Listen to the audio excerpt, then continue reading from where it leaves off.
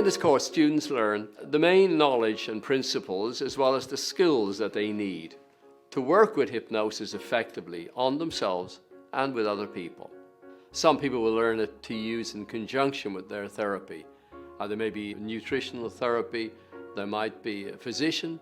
In other words, they already have an existing therapy, and now they're going to use hypnotherapy in conjunction with that.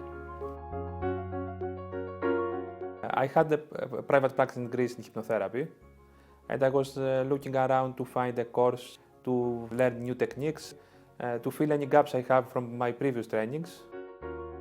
My first introductory course into hypnotherapy was an 8-day course, and after the 8 days you could then go out into the world and help people and so on.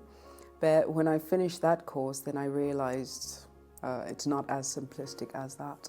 But now, having done this one, I realized I almost knew nothing. They learn a lot about the complexities of using language effectively for the subconscious to be activated. I'll learn about nonverbal communication, and then you'll develop the skills of interviewing, of how to uncover underlying problems, work with the client, building rapport, building a therapeutic relationship. You'll learn all those interaction skills that are so necessary to become an effective therapist. I'm really enjoying that this course is a small group. The fact that John is teaching us practically the whole time. I just thought he'd introduce himself, go away, and we'd get, his lackeys or whatever coming to teach us, but he's doing the teaching all the time, and I think that's a great honour to be taught by him. It's very good in balance, very practical and a lot of knowledge. Applied knowledge is power, not just knowledge. Hypnotherapy is directly dealing with the subconscious mind at the roots of problems, understanding them and dealing with them in the most direct and effective way. The hypnotist is opening up the subconscious mind with the agreement of the client, that they're helping the client use that power so that they can go away and use it for themselves. I've realised that hypnotherapy is a more positive therapy. It's a proactive form, which is what I like. The client comes to you because they want change, and they in fact have to invoke the change. You're just helping them to do that.